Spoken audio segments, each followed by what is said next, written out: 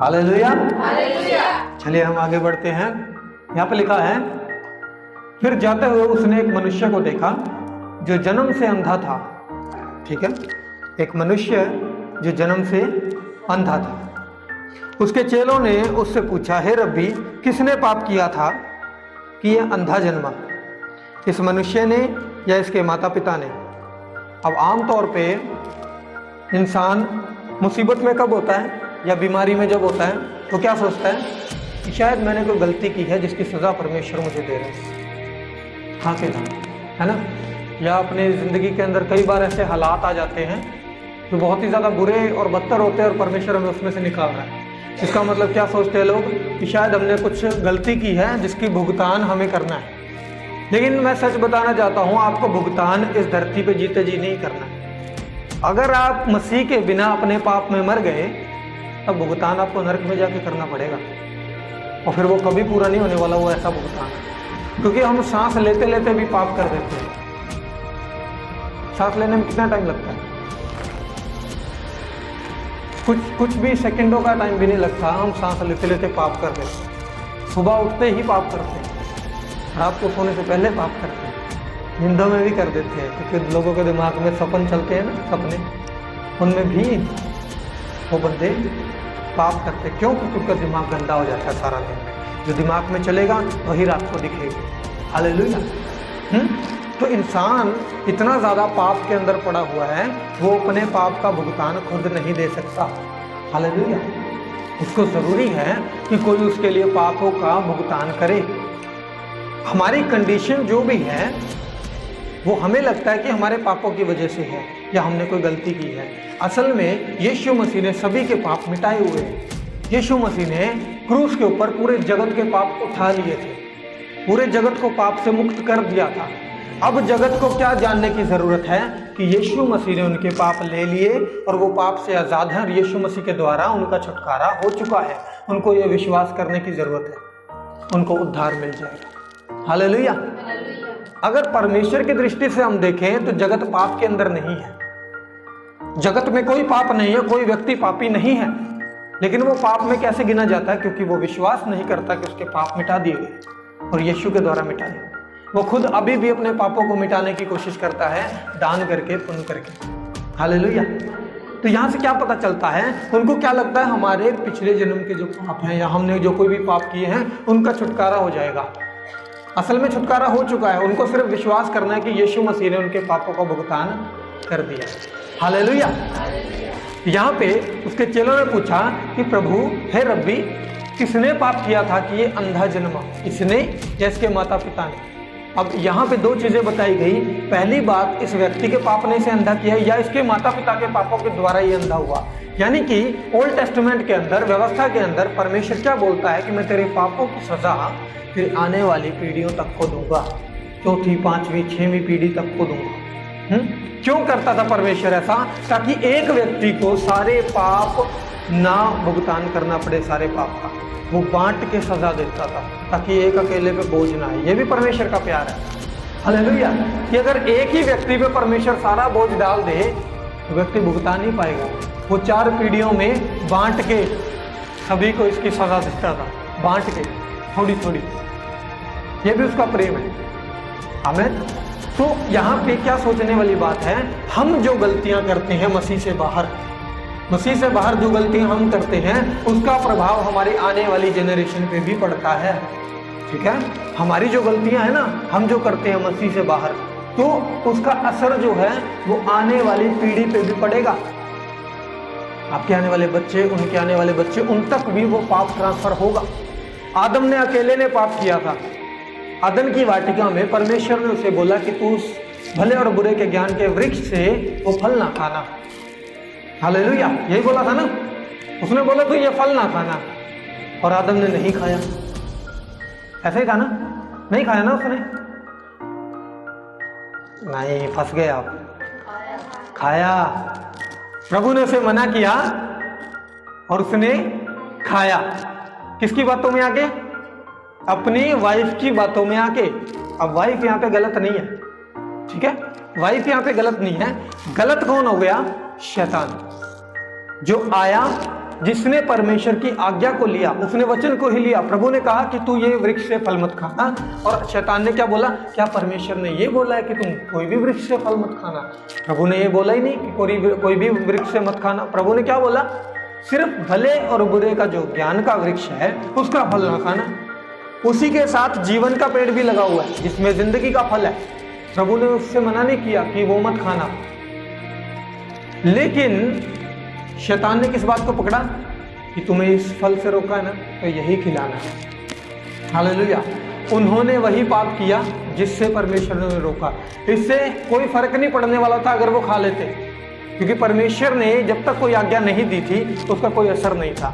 परमेश्वर ने जब आज्ञा दी कि वहां से उस पेड़ से मत खाना, क्या लगता है कि परमेश्वर बचा नहीं सकता था? आदम को बचा सकता था ना, लेकिन परमेश्वर ने बोला कि सारी क्रिएशन मैंने तुम्हें दी है, सिर्फ एक पेड़ को, उसके फल से नहीं खाना, वो भी मेरे आदर में, मेरी बात का आदर रखने के लिए, कि तुम मेरी बात का आदर रखो, मेरा मान रखो। कहीं ऐसा ना हो कि तुम मुझे एकदम अपने जैसा समझना शुरू कर दो, क्योंकि तुम मिट्टी हो, तुम मिट्टी से पैदा हुए, मैं आत्मा हूं, तुम शरीर हो, तो हम ऐसे इकट्ठे नहीं रह सकते। हालेलुया। तुम मेरी क्रिएशन हो, मैं तुमसे प्यार करता हूं, तुम मेरे बच्चे हो, लेकिन तुम्हें मेरे सिंहासन पे अभी नहीं बिठा सकता मैं, क्योंकि तुम शरीर में हो। तो शरीर में होते हुए परमेश्वर ने आदम को एक आज्ञा दी कि तू उस वृक्ष से मत खाना, और शैतान को पता लग गया, वाह, वृक्ष से नहीं खाना। अब उसी वृक्ष से फल आदम को शैतान ने खिलाया, किसके द्वारा? उसकी पत्नी के द्वारा, हव्वा के द्वारा। तो जब उन्होंने फल खाया वो पाप में गिरे, परमेश्वर की महिमा से अलग हो गए। आने वाली जनरेशन भी उनकी सारी क्या होगी? पापी। हालेलुया। किस किस को समझ में आ रही बात? आने वाली जनरेशन भी क्या होगी? पापी होगी, है ना। उसी तरह से जैसे हम जो गलतियां करते हैं, हम जो पाप करते हैं, उसका असर हमारे आने वाली पीढ़ी और जनरेशन तक जाता है। हम मसीह में आ गए तो इसका मतलब ये नहीं कि हमारी पीढ़ी सुधर जाएगी। हालेलुया।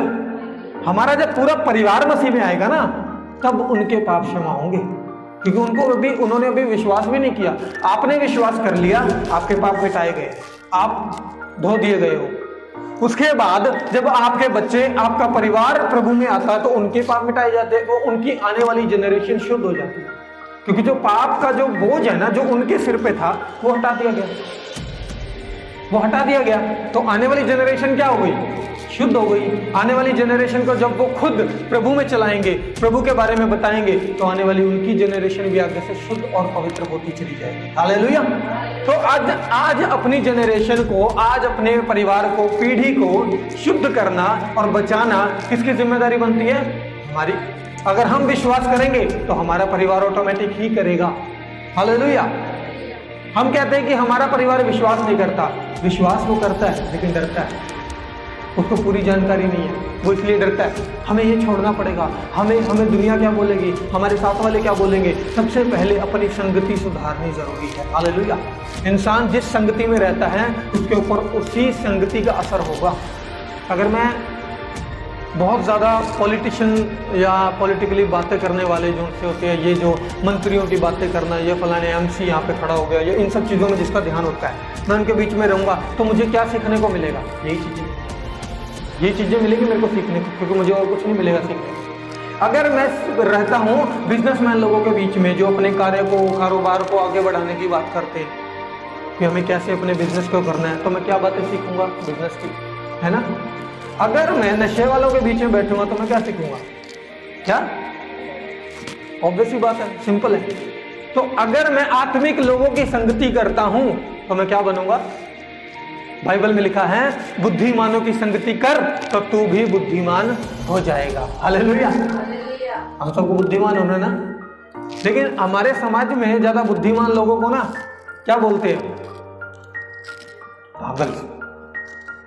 उसको इग्नोर किया जाता है, लेकिन बाद में जाकर उसकी बात सही निकलती है, फिर उस व्यक्ति को ढूंढा जाता है, फिर वो कहेगा पहले तुमको पहले कहा था, फिर उनको बुरा लग जाता है, वो फिर से छोड़ के निकल जाते हैं। लोगों की ईगो है, वो मानना नहीं चाहते किसी की। हालेलुया। जब तक हम सीखेंगे नहीं, हम सिखा नहीं सकते। तो हमें ये सीखना है कि हम अपने परिवार के अंदर किस तरह से रहें, हमारी आने वाली जनरेशन उसको कैसे बचाएं। आमीन। तो इंसान जो भी पाप करता है उसका असर उसकी जनरेशन पे पड़ता है, क्योंकि परमेश्वर कभी बदलता नहीं है। परमेश्वर कल, आज और हमेशा एक जैसा है। अगर उसने ये बात बोली है कि मैं तेरे पाप की सजा तेरे आने वाली जनरेशन को दूंगा, तो वो किससे बोलता है? जो व्यवस्था में चल रहे हैं, जो पुराने नियम में 10 आज्ञाओं के अधीन हैं, जिनको ये पता है, जिनको ये लगता है कि हमें अपने कार्य के द्वारा, अपनी कोशिशों के द्वारा परमेश्वर तक पहुंचना है। ये बात उनके लिए लिखी गई है। लेकिन जो अनुग्रह के अंदर है, जो ग्रेस में है, जो प्रभु के फेवर में रहते हैं, जिनको ये पता है कि वो जो कुछ भी करेंगे परमेश्वर उनका साथ देगा और परमेश्वर उन्हें बचाएगा। परमेश्वर उन्हें कहता है कि मैं तुम्हारे लिए करूंगा, तुम्हें मुझ पे विश्वास करना। वो कहता तू बच तो तेरा घराना बचाया जाएगा। हालेलुया। अगर हम बच जाएंगे तो हमारा पूरा परिवार बचाएगा। ये वादा यीशु मसीह का है। हालेलुया। तो जब इन्होंने बोला यीशु को कि प्रभु किसने पाप किए, तो यीशु मसीह क्या बोलते हैं अगले वचन में देखें। यीशु ने उत्तर दिया कि ना तो इसने पाप किया था, नंबर 1, और ना इसके माता पिता ने पाप किया है। हालेलुया। अब यहां पे खुलने वाली बात पता क्या है? यीशु बोलते हैं परंतु यह इसलिए हुआ कि परमेश्वर के काम इसमें प्रकट हो जाएं। कौन सा काम? प्रभु यीशु मसीह उसको आंखें देने वाले थे।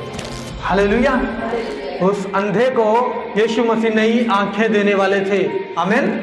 प्रभु कहता है ना इसने पाप किया ना इसके माता पिता ने, यानी कि ये बंदा पूरी तरह से शुद्ध है, पूरी तरह से ये शुद्ध है, इसने कोई पाप नहीं किया, ना इसके माँ बाप ने किया। लेकिन ये इसलिए अंधा जन्मा ताकि मैं ये बात प्रकट कर सकूं कि मैं प्रभु की ओर से आया हूं। परमेश्वर का काम क्या था? यीशु मसीह को उसके लोगों में, इजराइल पे प्रकट करना, ताकि लोग जाने कि ये मसीहा है, इस पे विश्वास करें और लोग स्वर्ग जाएं। हालेलुया।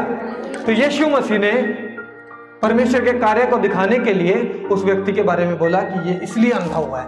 हमारी जो प्रॉब्लम होती है ना, हमारी जो मुसीबत बहुत बड़ी दिख रही है, जो प्रार्थना करने पर नहीं निकल रही, और भी काफी चीजें हैं, परमेश्वर ने उसका एक समय ठहराया। आपके ऊपर वो मुसीबत इसलिए नहीं आई कि आपने कोई पाप किया है या किसी और के पाप का आपके ऊपर असर हो रहा है। नहीं, मसीह में आने के बाद आपके सारा कुछ हटा दिया जाता है। आपके ऊपर से हर एक पाप का श्राप हटा दिया जाता है। आपके बच्चों और जनरेशन की बात नहीं कर रहा, उनका तभी हटेगा जब वो यीशु मसीह पे बिलीव करेंगे। आमीन। तो आपके ऊपर से सारा बोझ हटा दिया जाता है। यीशु कहता है ना इसने ना इसके माता पिता ने कोई पाप किया। ये इसलिए हुआ ताकि परमेश्वर के काम इसमें प्रकट हो। जब आपकी कंडीशन ऐसी हो तो समझ लो परमेश्वर आपके अंदर कोई अपनी महिमा दिखाना चाहता है। एक समय के अंदर परमेश्वर आपको एक गवाही के साथ खड़ा करना चाहता है। प्रभु चाहता है कि आप अपने लोगों में खड़े होकर गवाही दो। प्रभु चाहता है कि आपके द्वारा उसके नाम की महिमा हो हर जगह। प्रभु चाहता है कि जब आप लोगों से मिलो तो आप इस बात के साथ मिलो कि मैं भी इस कंडीशन में इतने सालों तक पीड़ित था, लेकिन खुदावन ने मेरे लिए समय ठहराया था, मेरा समय आते ही परमेश्वर ने मुझे चंगा किया। हालेलुया। इन बातों से परमेश्वर की महिमा होती है।